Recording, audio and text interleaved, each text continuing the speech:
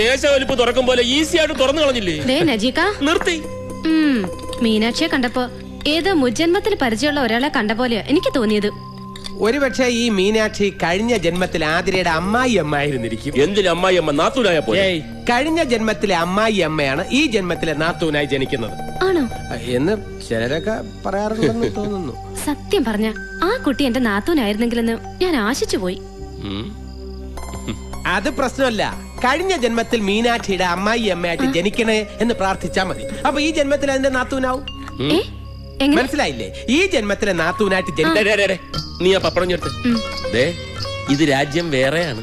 ഇതങ്ങനെ മുതലേറെ ആൾക്കാർ കേട്ടാലുണ്ടല്ലോ ആ നിമിഷം നമ്മളെ എല്ലാരെയും ബാക്കപ്പ് ചെയ്യും. അങ്ങനെയാണെങ്കിൽ വേണ്ട. നമ്മളെ പറഞ്ഞു വിട്ടാലേ ആ ഒറ്റ കൊമ്പൻ ഇവന്റെ മുഴുവൻ ഒറ്റയ്ക്ക് വിഴുങ്ങിക്കളയും. ഈശ്വരാ രക്ഷിക്കണേ.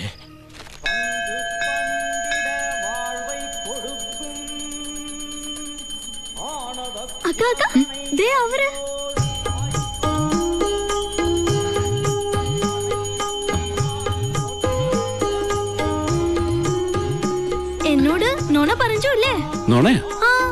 നാലഞ്ച് മക്കളുണ്ടെന്ന് പറഞ്ഞില്ലേ? അതാണോ? നീനൊക്കെ താൻ പറഞ്ഞത് നിങ്ങക്ക് കല്യാണമേ കിട്ടിക്കില്ലെന്ന്.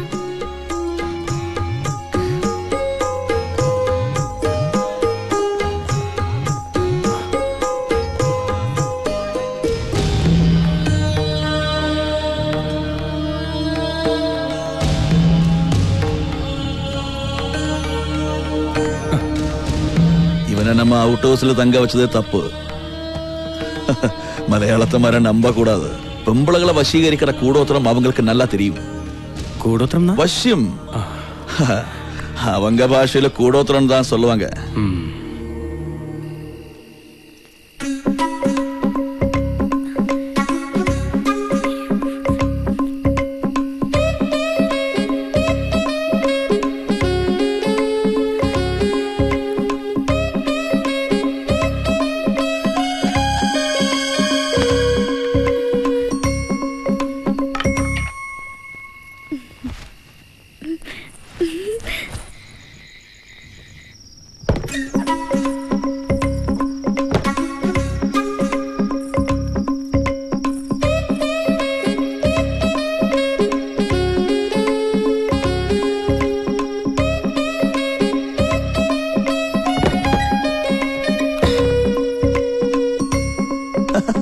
என்னடி இது?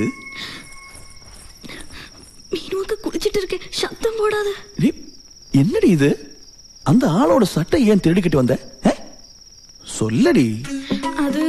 அது வந்து எனக்கு அவரை ரொம்ப பிடிச்சிருக்கு மாமா. அவரை எனக்கு கட்டி வச்சிடுங்க.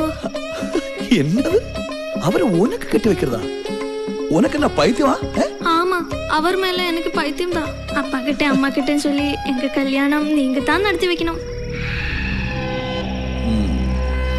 சொல்லுங்க மாமா, கட்டி வைக்கிறியா? கட்டி வைக்கிறேன். ரொம்ப தேங்க்ஸ் மாமா. ஆனா நான் சொல்ற மாதிரி நீ செய்யுமா? எது வேணாலும் செய்றேன். இந்த மாதிரி மாமாவுக்கும் மீனாட்சி அக்காவுக்கும் ரகசிய தொடர்பு இருக்குன்னு நீ சொல்லணும். அது நீ கண்ணால பார்த்தேன்னு சொல்லணும். சொல்றியா? அது போய் தானே மாமா. உனக்கு வந்த சரத்குமாருக்கும் கல்யாணம் நடக்கணுமா வேண்டாமா? நடக்கணும். அப்ப நீ இது சொல்லித்தான் ஆகணும். சொல்றியா? யார்கிட்ட சொல்லணும்? அது நான் அப்புறமா சொல்றேன். அதுவரை யாருக்கிட்ட சொல்லக்கூடாது. என்ன? சரிங்க மாமா.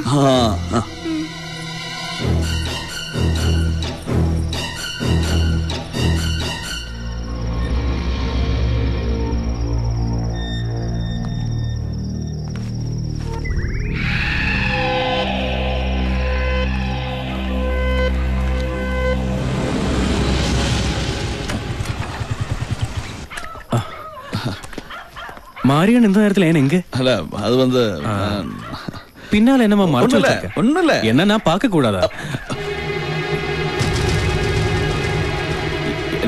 என்ன மன்னிச்சிடுங்க சிரவா. இது மீனாட்சி தான் தந்தது. யாருக்கும் தெரியாம என்ன பார்க்கணும்னு மீனாட்சி தான் சொன்னா. என்ன விவரம் தெரிஞ்சுக்க அவள் ரூமுக்கு போனேன்.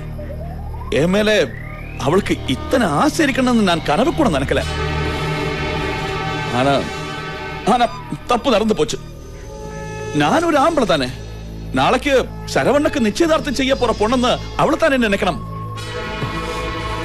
இந்த விஷயம் வெளியே யாருக்குமே தெரிய வேண்டாம். நீ அவளுக்கு தாலி கட்டிடு. நான் இந்த பக்கமே நீ வர வேண்டாம். நான் பொறுக்கையா இருக்கலாம், ஆனா எனக்கு வரப்போற பொண்டாட்டி வருவது நெச்சிலா இருக்க கூடாது. நான் இப்படி எல்லாருக்கிட்ட சொல்றேன். வேண்டாம், உனக்கு பிடிக்கலன்னா நானே அவள் கழுத்துல தாலிடுறேன். நாளைக்கு நிச்சயதார்த்தத்துக்கு நாட்டாம வரும்போது எல்லாருக்கும் முன்னால இந்த தப்பு நானே ஏத்துக்கிறேன்.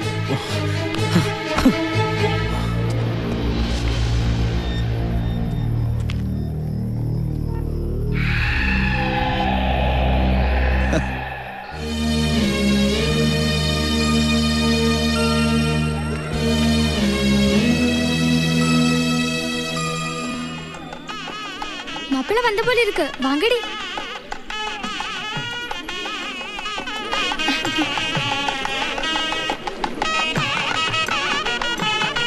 ஹாய். அதுதான் மாப்பிள்ளையா? இல்ல இல்ல, அவருக்கு இன்னும் கல்யாணமே ஆகல. நாட்டாம வந்துட்டாரு. மீனாட்சி கூட்டிட்டு எல்லாரும் கீழே வந்துருங்க.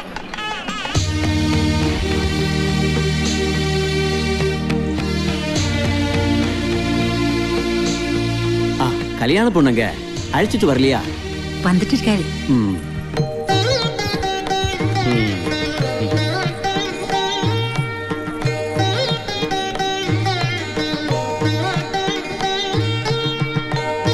ஆரம்பிக்கலாமா?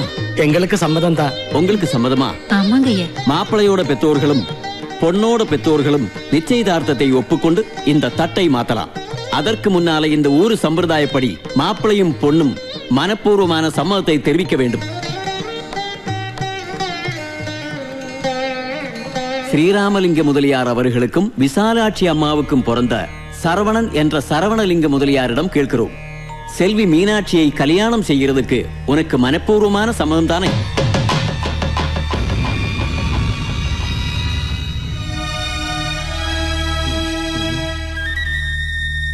சரவணா, சொல்லுப்பா, மீனாட்சியை மணமகளாக ஏத்துக்கொள்ள உனக்கு சம்மதம் தானே? ஏண்டா பேசாம நிக்கிற? சம்மதம் சொல்றதுக்கு ஏன் வெக்கப்படுற? இல்லை.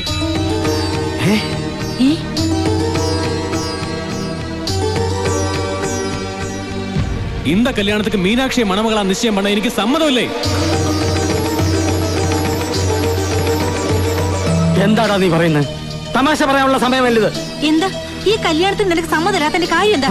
വേറൊരാളുമായി രഹസ്യ ബന്ധമുള്ള ഒരു പെണ്ണിനെ എനിക്ക് വേണ്ട, അത് തന്നെ. സംഗതി ചളായിന്നാ തോന്നുന്നത്. അഡ്വാൻസ് ഇത്തിരി കയറ്റി വാങ്ങായിരുന്നു. എന്റെ മോളെ പറ്റി ഇല്ലാത്ത പറഞ്ഞാലുണ്ടല്ലോ, അവൾ കാര്യമായിട്ട് രഹസ്യബന്ധം ഉണ്ടെന്നാ നീ പറയുന്നത്. കണ്ണാലെ പാത്ത സാക്ഷി എന്നെ പറയും. മരിയണ്ണേ, எல்லோரும் என்ன மன்னிக்கணும். யாரா இருந்தாலும் நாட்டாம முன்னால செஞ்ச தப்பொப்புக்கொள்றதா நியாயம். ஆனா நான் சொல்ல நல்லா இருக்காது. மரதகம், சொல்லுங்கம்மா. நீ கண்ணால பார்த்து சொல்லுங்கம்மா. சொல்லுங்கம்மா, நீ என்ன பார்த்தே?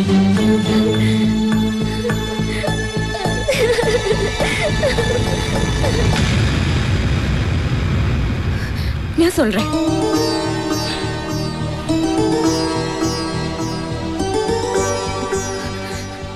எனக்கு ஒராளோட ரகசிய தொடர்பு இருக்கிறது சத்தியம்தான். மீனாட்சி, அம்மா என்னோட க்ஷமிக்கணும். சொல்லு, யார் அவன்?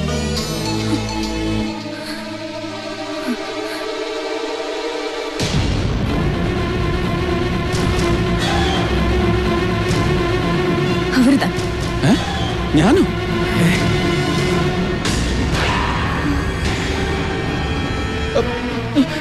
എനിക്കൊന്നും അറിയില്ല. അറിയാതാ? വെറുതെ ഇല്ലാ വചനം പറഞ്ഞാലുണ്ടല്ലോ, വായി മനസ്സും അറിയാത്ത കാര്യമാണ്. അറിയാത്ത കാര്യமா? எங்க ஊரு பொண்ண கெடுத்து விட்டு யாருக்கும் தெரியாம எவன் தலையிலேயாவது கெட்டி வைக்கலாம் நினைச்சிருக்கியா? ആര് കെടുത്തോന്ന്?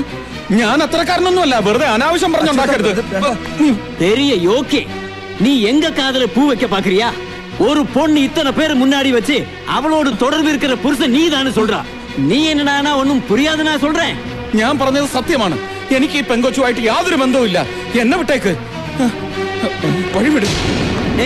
പോയി തൂക്കിട്ട് വാങ്ങണവനെ. இல்லைங்கடா இங்க இருந்து உனக்கு தப்பிக்க முடியாதுண்ணே. ഇവൻ ആരാന്ന് വെച്ചാ നിങ്ങൾ ഈ കളി കളിക്കുന്നത്? കളരിക്കൽ അച്ഛനും കുട്ടിയെ തൊട്ടാ തൊട്ടവൻ വിവരം അറിയും. എന്റെ അളിയനാ, സ്വന്തം അളിയൻ മൈത്തുണ്. നാട്ടാമേ, ആയുഷ്കാലം കല്യാണമേ കഴിക്കില്ലെന്ന് ശപഥമെടുത്തിരിക്കുന്ന നിത്യ ബ്രഹ്മചാരിയാണ് എന്റെ അളിയൻ. അറിയാവോ? അങ്ങനെ ഒരു പെണ്ണിന്റെ മുന്നിലും അടിയറവ് പറയുന്നതല്ല ഈ മനസ്സ്. ഇനി അറിയാതെ എന്തെങ്കിലും ഒരു ചാബല്യം നിങ്ങൾ പറയുന്ന ഈ തുടർവ് നിങ്ങളുടെ പെണ്ണിനോട് തോന്നിയിട്ടുണ്ടെങ്കിൽ അന്തസ്സായിട്ട് അവളുടെ കഴുത്തിൽ താലി കെട്ടാനും എന്റെ അളിയൻ തയ്യാർ. അച്ചുവേട്ടാ, ചതിയായത്. പുരകത്തുമ്പോ വാഴ വെട്ടാൻ നിൽക്കരുത്. നമ്മൾ തമ്മിലുള്ള കണക്ക് തീർക്കുന്ന ഇങ്ങനെയല്ല. ഈ സമയത്ത് മസിലും വീർപ്പിച്ച് വാശി പിടിച്ചു എന്ന് കഴിഞ്ഞാൽ ജീവനോടെ കൊത്തി നോക്കി നൂലിൽ കളറിയവർക്ക് തൽക്കാലം സമ്മതിക്കും. എന്നടാ മച്ചാനും ചേർന്ന് രഹസ്യം ബസ്റേ? ഒന്നുമില്ല നാട്ടാമേ, എന്റെ മച്ചാൻ മീനാക്ഷിയുടെ കഴുത്തിൽ താലി കെട്ടും. കെട്ടുന്ന പ്രശ്നമില്ല നാട്ടാമേ, ഞാൻ നിരപരാധിയാണ്. മീനാക്ഷിയെ കെട്ടണോ? പ്രശ്നമില്ലാന്ന് പറഞ്ഞില്ലേ? നീ ആരുടെ അഭിപ്രായം? அப்படினா உனக்கு நான் 7 நாள் டைம் தர்றேன். அதுக்குள்ள நிரபராதின்னு நிரூபிச்சு காட்டு. முடியலனா 10வது நாள் நீ மீனாட்சி கழுத்துல தாலியை கட்டணும். இது நாட்டாமை தீர்ப்பு. கடவுளே, ஏகாந்தரா.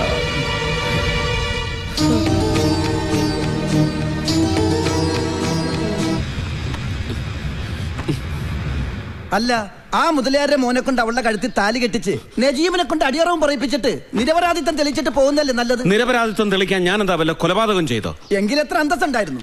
എടാ, ഇതിപ്പോ ഏതെങ്കിലും ഒരു പെണ്ണ് ആരെങ്കിലും ചൂണ്ടിക്കാണിച്ചിട്ട് ദേ ഇയാളുമായിട്ട് എനിക്കൊരു ബന്ധമുണ്ടെന്ന് പറഞ്ഞ ഉടനെ കയറി കെട്ടിക്കോ എന്ന് ഉത്തരവിടാൻ ഇതെന്താ വെള്ളരിക്കപ്പെട്ട? അത് നാട്ടാമെ കുറിച്ച് ശരിക്കും അറിയാഞ്ഞിട്ടാ. ഇതുപോലൊരു കേസിൽ ഒരിക്കലും ഇവിടുന്ന് രക്ഷപ്പെടാനൊരു ശ്രമം നടത്തിയതാ ഞാൻ. എന്നിട്ട് ബോർഡറിനപ്പുറം കടക്കുന്നതിന് മുമ്പ് ആ മാരിയപ്പനും നാട്ടാമയുടെ ആൾക്കാരും തൂക്കിയെടുത്തോണ്ട് താലി കെട്ടിച്ചു. ഇവിടുത്തെ ഒരു നെയ്തുകാരി പെണ്ണ് പറ്റിച്ച പണിയാ.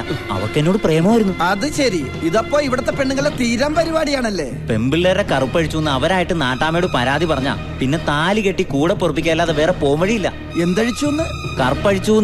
എങ്കിൽ ഈ കളിയിൽ താലി ആ നാട്ടാമ തന്നെ കെട്ടേണ്ടി വരും.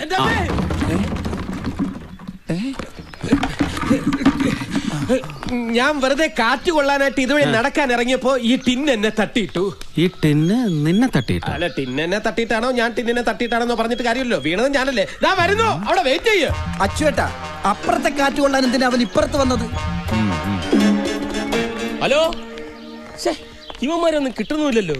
ഇനി കല്യാണ മണ്ഡപം നമ്മൾ തന്നെ അലങ്കരിക്കേണ്ടി വരുമോ? പുതുമാപ്പിളെ കൊണ്ട് അലങ്കരിപ്പിക്കുന്നത് ശരിയല്ലല്ലോ.